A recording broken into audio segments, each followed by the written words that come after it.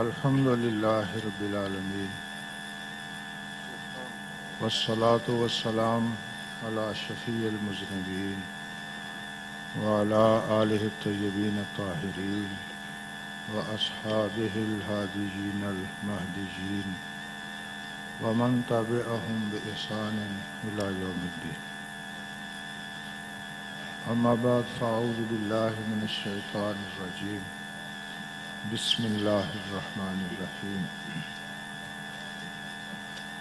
ومن یطع اللہ والرسول فاولئک مع الذین انعم اللہ علیہم من النبیین والصدیقین والشہداء والصالحین وحسن اولئک رفیقا. ذلک الفضل من اللہ وکفی باللہ علیما. صدق اللہ العظیم. محترم صدر گرامی حضرت علامہ صاحبزادہ محمد محب اللہ نوری زیدہ مجدہ، دیگر اہل علم و فضل، اللہ کی توفیق سے ہم سبھی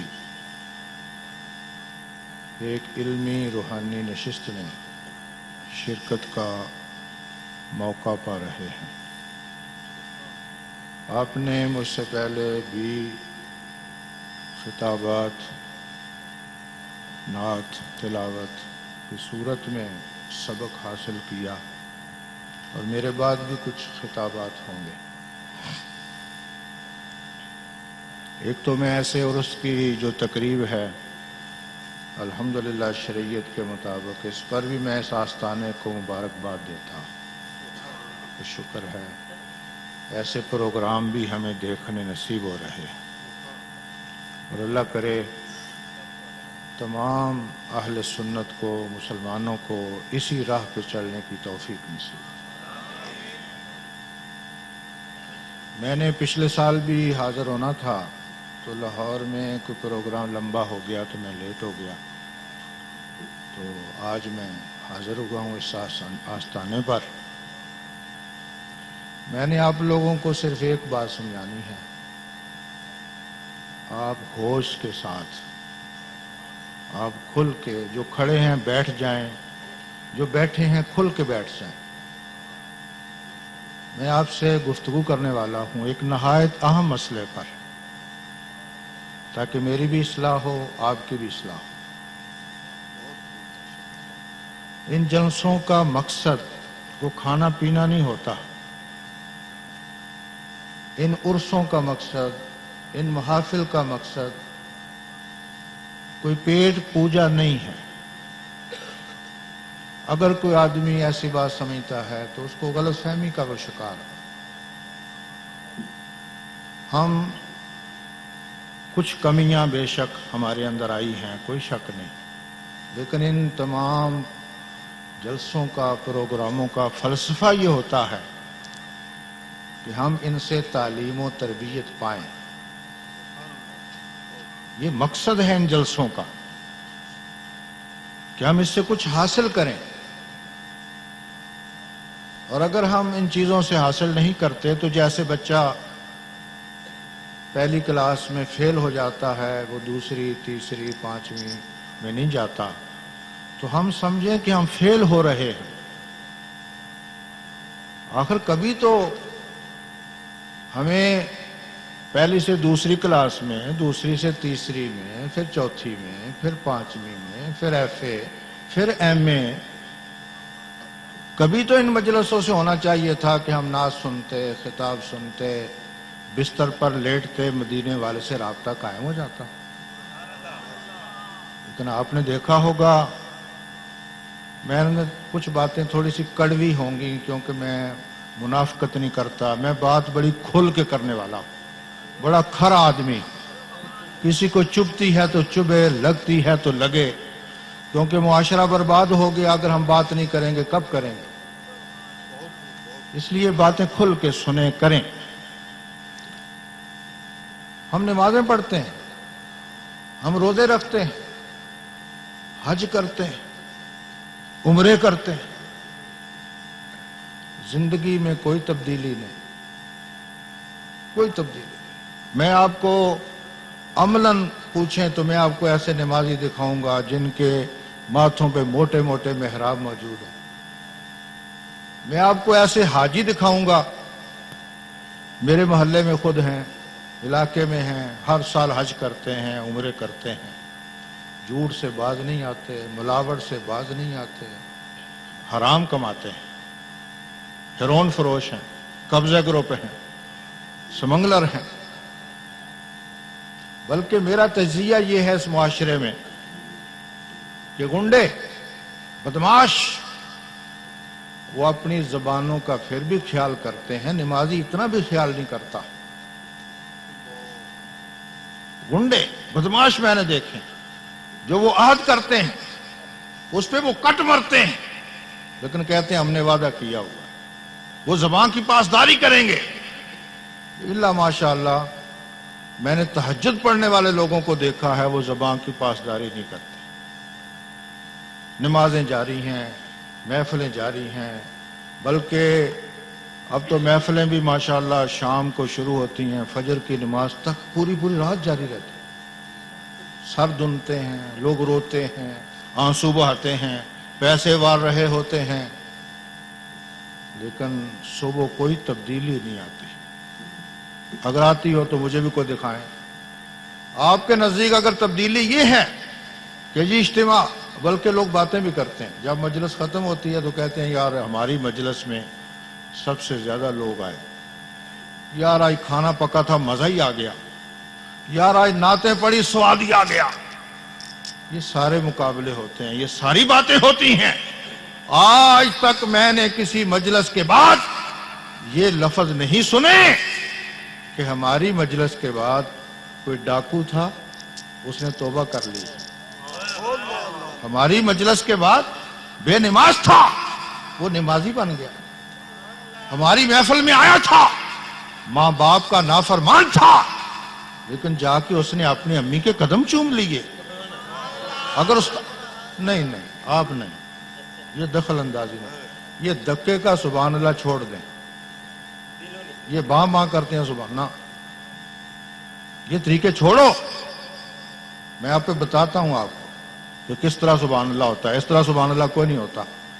ये पहले पौधे भी उखड़ जाते हैं, धक्के से सुभान अल्लाह कहने से हमारा खालिक है, वो हमारा मालिक है। अगर उसके लिए हम दिल से सुभान अल्लाह नहीं कह सकते तो ना कहिए, क्या जरूरत है? वो मोहताज है मेरा और आपका।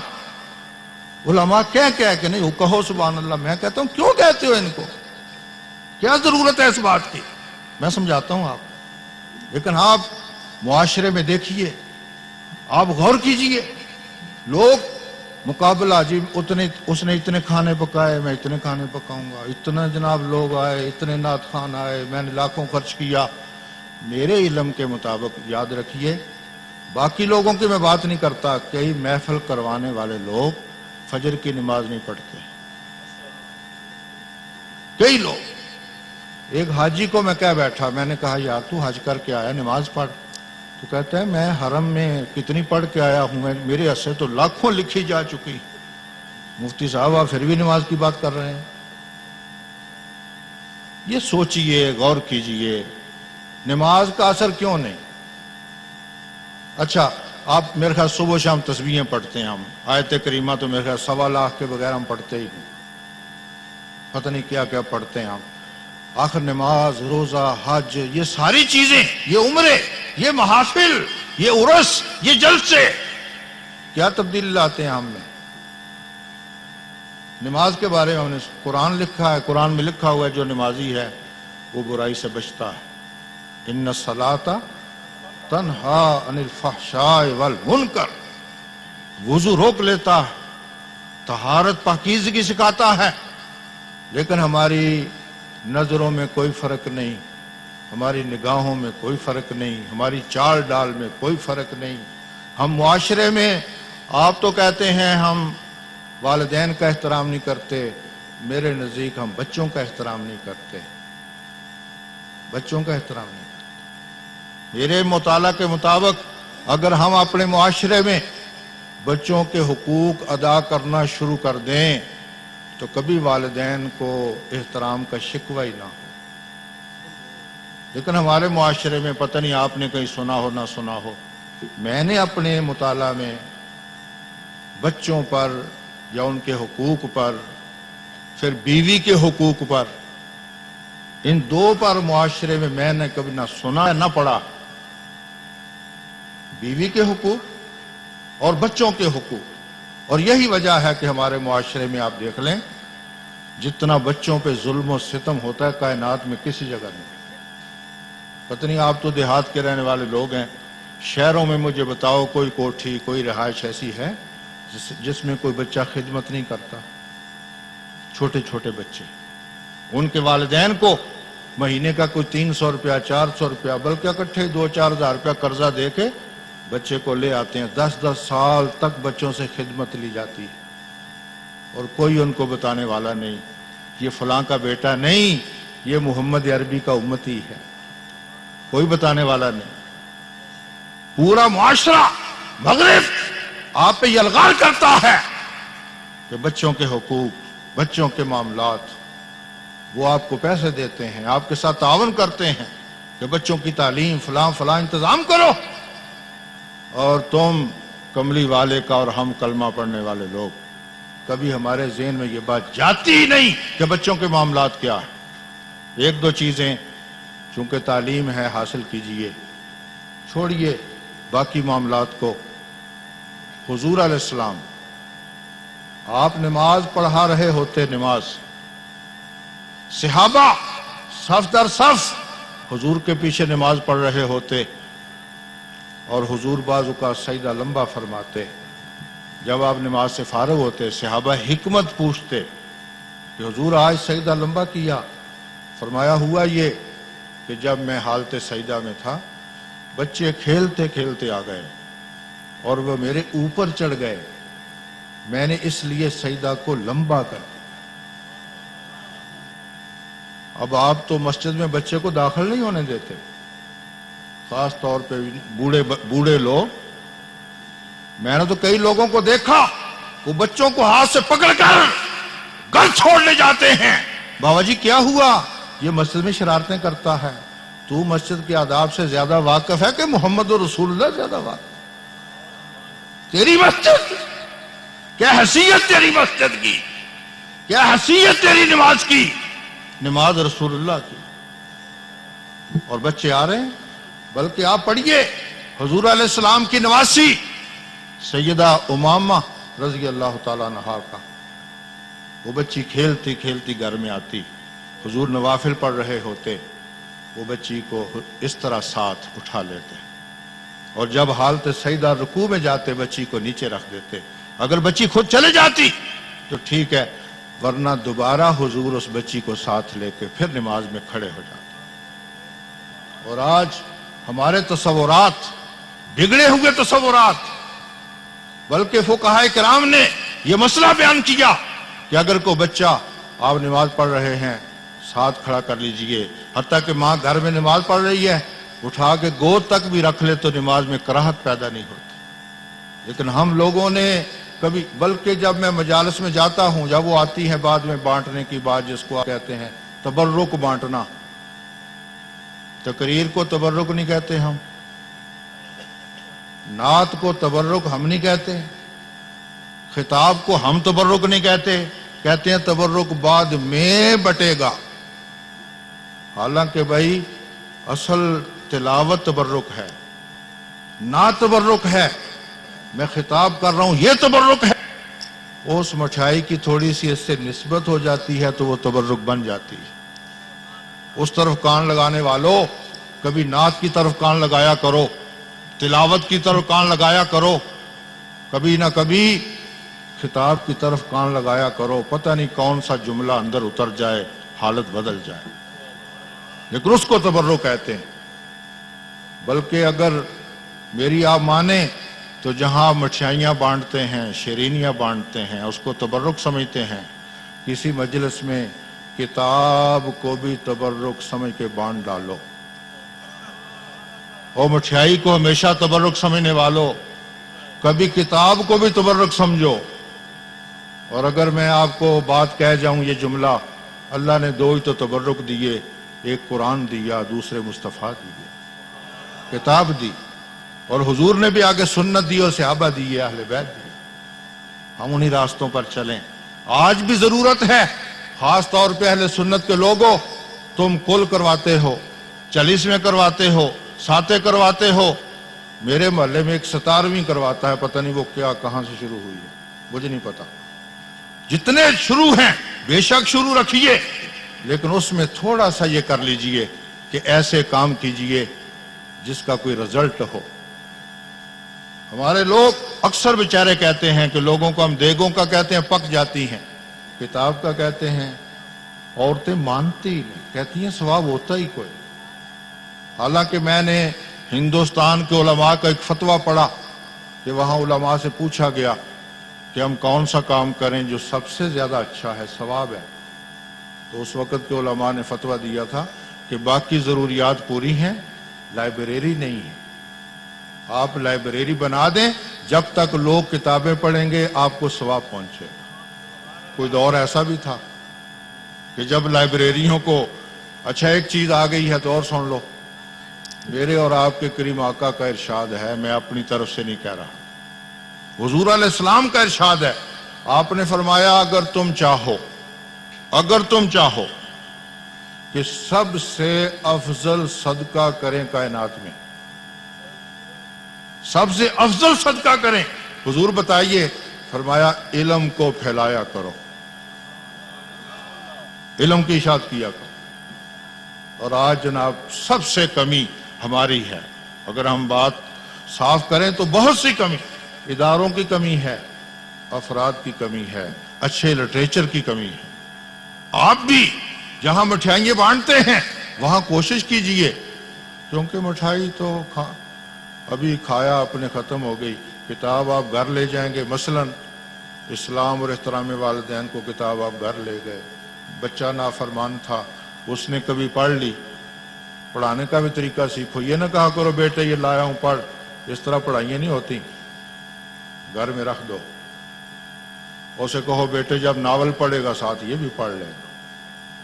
ये जिद ना बनाओ, घर में रख दो। बहुत सारी चीजें आपने देखा, कई गैर मुसलमों की मैंने तहरीरें पढ़ी, वो कहते हैं हमारे घर में वैसे एक किताब पढ़ी थी, मैंने उसको पढ़ना शुरू किया और अल्लाह करीम ने मुझे इस्लाम की दौलत अता फरमाई। तो जिद्दें ना पैदा करो। तो कोई किताब ले जाओ, उससे हो सकता है खानदान बदल जाए, हो सकता है मुआशरा बदल जाए। तो हम कहते हैं जी तबर्रुक बाद में बटेगा। उस वक्त भी मैंने देखा लोग ऐलान करते हैं बच्चे बाहर चले जाओ, बड़े आगे आ जाओ। इसका माना यह है कि बड़े से बच गया तो आप तक पहुंच जाएगा, यही माना होता, उसका क्या माना। मैंने हुजूर अलैहिस्सलाम की सुन्नत मुबारक को पढ़ा। आपके बारगाह में जब सहाबाए किराम फल लाते, उनका बाग पकता, नया ताजा फल आता, तो वो टोकरा वगैरह में डाल के सीधा सरवर आलम के, उनकी मोहब्बत, ये उनका मामूल कि हम पहला फल घर नहीं ले जाएंगे, सबसे पहले मुस्तफ़ा की बारगाह सल्लल्लाहु अलैहि वसल्लम। और जब वो फल आपकी खिदमत में सोबत में लाया जाता तो आप फरमाते, अगर कोई बच्चा वहां होता तो फरमाते कि ठीक है, और अगर ना होता तो कहते छोटे बच्चों को तलाश करके लाओ। सहाबा कहते हुजूर हमें दे दीजिए हम खाएंगे, आप फरमाते नहीं, फल भी नया है, खाने वाला भी नया होना चाहिए। और फरमाया जो बच्चा नया फल खा के खुश होता है, बड़ा उस कदर खुश नहीं होता। तो आज के बाद कम से कम जितने आए हो अपनी हालत बदलिए, अपने बच्चों का आज के बाद। मसलन ये जुमला मेरा ख्याल है जब बच्चों को समझाओ तो ये ना कहा करो रब मारेगा, रब सजा देगा, क्योंकि इब्तदा से ही ज़हन ये बन जाता है कि रब को मार्शल्लाह वाला है, को डंडे वाला है।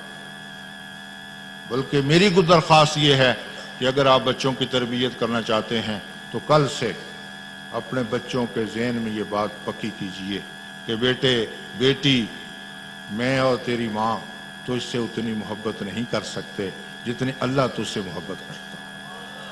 ये रासिक करो। اور حضور علیہ السلام نے ایک دفعہ نہیں متعدد جگہ پر، مثلاً آپ گناہگاروں کے بارے میں جو حدیث ہیں پڑھیں آپ، حضور علیہ السلام کا ایک ارشاد گرامی ہے، آپ نے مثال دی، فرمایا جس طرح گم شدہ بچہ گم ہو جائے، آج کل اکثر لوگ اغوا کر کے کاروبار کرتے ہیں، یہ لعنت ہے۔ کسی انسان کو اغوا کرنا، کسی کو بیچنا اتنا بڑا جرم ہے کہ حضور علیہ السلام نے فرمایا جس نے کسی انسان کو بیچا، قیامت کے دن اس انسان کا مقدمہ اللہ کی بارگاہ میں محمد خود لڑے گا۔ یہ عزت ہے انسان کی، یہ وقار ہے انسان کا، اور آئے لوگوں نے اس کو تجارت بنا لیا ہے۔ جس امیر آدمی کو دیکھا اس کے بچے کو پکڑے تاوان لیتے ہیں۔ کتنا بڑا جرم ہے، کتنی بڑی زیادتی، بچوں کے تجارتیں کرنا۔ اگر بچہ کو گم ہو جائے، حضور فرماتے ہیں جیسے اس کی ماں انتظار کرتی ہے، اللہ تعالیٰ کسی ماں کے ساتھ ایسا نہ کرے۔ میرے پڑوس میں ایک بچہ افغانستان میں لے گئے، اغوا ہوا، یقین جانیے مجھے وہ راتیں یاد آتی ہیں کہ اس بچے کی ماں جب سارے لوگ سو جاتے تو چھت پر، یعنی اربوں پتی خاتون چھت پر چڑھ کر اپنے بچے کو پکارتی، اور ہمارے چھوٹے چھوٹے بچے جاگ پڑتے۔ ہمیں احساس ہوتا کہ واقعی ایک ماں کی جدائی۔ تو ماں کھاتی نہیں ہے، ماں پیتی نہیں ہے، ماں سوتی نہیں ہے، کیونکہ ماں کی یہ فطرتی محبت اولاد کے ساتھ اللہ نے بنا دی ہے۔ حضور علیہ السلام کا ارشاد ہے کہ جس طرح ماں گم شدہ بچے کا انتظار کرتی ہے کہ وہ بچہ کب واپس آئے، اللہ اکبر، فرمایا میرا رب گناہگار کا اس سے بڑھ کے انتظار کرتا ہے کہ کب بندہ واپس آئے، میں اس کو معافی عطا کروں۔ کاش کہ مجھے اور آپ کو علماء اللہ کی محبت سکھائیں، اللہ کی محبتیں بتائیں۔ امام منذری نے الترغیب و ترہیب میں نقل کیا ایک واقعہ کہ ایک شخص حضور علیہ السلام کی صحبت میں آیا، کافر تھا، گھر سے سوچتا آیا کہ میں ان کا کیا امتحان لوں۔ تو اللہ کی شان، ایک درخت کے نیچے وہ کھڑا تھا، تو وہاں ایک بچے گرے کسی جانور کے، پرندے کے، تو اس نے بچے اپنے ایسے نا دامن میں لپیٹے اور آپ کی صحبت میں آئے، اور اس نے کہا کہ آپ مجھے بتائیں یہ میری آستین میں کیا ہے، اگر آپ بتا دیں گے تو میں مسلمان ہو جاؤں۔ اللہ اکبر! آج لوگ حضور کا علم نہیں مانتے، اور وہ ہزاروں لوگ ایسے ہیں جو حضور کے علم کو مان کر مسلمان ہوئے۔ آج کلمہ پڑھنے والے لوگ، آج سرور عالم کا کلمہ پڑھنے والے لوگ کہتے ہیں فلاں علم نہیں، فلاں علم نہیں، فلاں علم نہیں، اور ادھر آپ پڑھیں ہزاروں سینکڑوں ایسے لوگ ہیں جو حضور سے پوچھتے کہ اگر آپ حضور یہ بتا دیں گے تو ہم ایمان لے آئیں گے۔ آپ کہتے، آپ نے اس موقع پر بھی فرمایا تو نے ایک بات پوچھی ہے، محمد تجھے دو بتاتا ہے صلی اللہ علیہ وسلم۔ اس نے کہا دوسری کیا؟ آپ نے فرمایا پہلے تو یہ ہے کہ تو گھر سے نکلا تو سوچتا آیا کہ میں حضور سے کیا پوچھوں، تو اللہ نے تجھے وہ پرندے کو بچے دے دیے ہیں، وہ تو چھپائے بیٹھا، اور کیا؟ اور دوسری بات یہ ہے کہ وہ سامنے دیکھ کہ اس کی ماں بھی فریاد کے لیے آئی ہوئی ہے۔ سبحان، کیونکہ آپ کو پتا ہے چرند پرند اونٹ ہر شے حضور کی بارگاہ میں حاضر ہوتی ہے۔ اس سے ان لوگوں کی بھی تردید ہوتی ہے جو کہتے ہیں کہ حضور ساری زبانیں نہیں جانتے، نعوذ باللہ، استغفر۔ ایسے لوگ موجود ہیں۔ سرفراز گکھڑوی کی میں نے کتاب پڑھی، اس میں لکھا ہوا ہے، وہ کہتا ہے حضور ساری زبانیں نہیں جانتے تھے، حالانکہ حضور کا ارشاد ہے ارسلت الی الخلق کافہ، اللہ کریم نے مجھے ساری مخلوق کی طرف نبی بنا کے بھیجا۔ اور اللہ کا اصول یہ ہے، اللہ کا اصول یہ ہے، قرآن مجید کی آیت ہے وَمَا أَرْسَلْنَا مِن رَّسُولٍ إِلَّا بِلِسَانِ قَوْمِهِ لِيُبَيِّنَ لَهُمْ۔ اللہ پاک جس قوم کی طرف کسی کو رسول بنا کے بھیجتا ہے پہلے اسے اس کی زبان عطا کرتا ہے۔ مثلا اونٹ ہلکے ہو جاتے، کاٹتے اور اپنے مالک کو کاٹتے، حضور کو لوگ کہتے حضور اس طرف نہ جانا، اونٹ کاٹے گا، تو آپ فرماتے صحابہ تم نہ جاؤ میں جاتا ہوں، حضور وہ کاٹے گا، وہ تکلیف پہنچائے گا، آپ نہ جائیں۔ تو آپ فرماتے، سنیے یہ جملہ آپ کا، آپ فرماتے نافرمان انسان، نافرمان جن، ان دونوں کو چھوڑ دیجئے، فرمایا ان دونوں کو چھوڑ دیجئے، اور کائنات کا ذرہ ذرہ میرے بارے میں جانتے ہیں کہ میں اللہ کا رسول۔ اللہ سنیے، یہ جو ہمارے فیصل آباد والے تھے شیخ الحدیث مولانا سردار احمد صاحب رحمۃ اللہ علیہ، محدث اعظم رحمۃ اللہ علیہ، یہ ادھر لاہور میں نا ایک مسجد ہے مسلم مسجد، اس کے نیچے ایک دکان ہوتی تھی ایک شخص کی، تو آپ اس کے پاس گئے عربی کتابیں خریدنے، تو آپ کے حالات میں لکھا ہوا ہے کہ وہ شخص، یہ میرا خیال ہے عجیب ایمان ہے ہمارے، وہ شخص نے ایک تنکا اٹھایا، تنکا، تو وہ شیخ الحدیث صاحب سے پوچھنے لگا کہ حضرت آپ جو کہتے ہیں ہمارے نبی کو ہر شے کا علم ہے، کیا اس تنکے کا حضور کو علم ہے؟ دیکھو نا کیسے سوالات، کیسے لوگ ہیں، یعنی یہ کیسی مخلوق ہے۔ وہ ہمارے یوسف ہاشم الرفاعی کویت کے سابقہ وزیر، وہ فرمایا کرتے ہیں، وہ کہتے ہیں کائنات کی یہ عجیب مخلوق ہے، ورنہ کسی جماعت کا چھوٹا سا لیڈر ہو، اس کے چاہنے والے اس کو اونچائی کرتے ہیں۔ تو دیکھو نا آپ نے، کوئی جماعت بھی ہو، سیاسی ہو، مذہبی ہو، کسی کا کوئی لیڈر ہو، تو ہر آدمی چاہتا ہے میں اس کو یار اور اونچا کے لے جاؤں، اس کی عزت کروں اور اس کے شمائل بیان کروں۔ وہ فرماتے ہیں یہ امت میں عجیب لوگ پیدا ہو گئے ہیں کہ وہ ہستی جو سید الانبیاء ہے، اور اس کے بارے میں ہر وقت یہ لگے رہتے ہیں، یہ نہیں جانتے، یہ نہیں جانتے، یہ نہیں جانتے۔ وہ کہتے ہیں یہ صرف انہی لوگوں کا کام ہے، ورنہ کائنات میں یہ وتیرہ اور طریقہ کسی کا ہے ہی نہیں۔ یہ کوئی طریقہ ہے یار؟ کوئی تیلا اٹھایا اور کہا جی اس کا، اللہ اکبر۔ وہ بھی شیخ الحدیث تھے، وہ بھی کملی والے سے محبت رکھنے والے تھے۔ انہوں نے کہا تو اے سوال، اے پوچھنے والے، تو نے مجھ سے یہ پوچھا کہ حضور کو اس تنکے کا علم ہے یا نہیں، مجھے یہ بتا، پہلے یہ بتا کہ اس تنکے کو حضور کا علم ہے یا نہیں۔ تو یہ پوچھ رہا ہے کہ حضور کو اس کا علم ہے، یہ چھوڑ، کیا اس تنکے کو حضور کا علم ہے یا نہیں؟ اس نے کہا میں سمجھا نہیں۔ انہوں نے فرمایا حضور علیہ السلام کا یہ ارشاد ہے کہ نافرمان انسان اور جنوں کے علاوہ مجھے کائنات کا ذرہ ذرہ جانتا ہے، میں اللہ کا رسول۔ تو کہا یہ بتا، کہتا ہے جی میں مانتا ہوں، پھر یہ تنکا حضور کو جانتا۔ آپ میں شرم نہیں آتی کہ تنکا جانتا ہے رسول کو، رسول اسے نہیں جانتا؟ ہم کہاں پہنچے؟ لہذا یہ کہنا کہ دیوار کی پرلی طرف کا علم نہیں، میں اکثر کہا کرتا ہوں ہو سکتا ہے تیرا کوئی نبی اور ہو،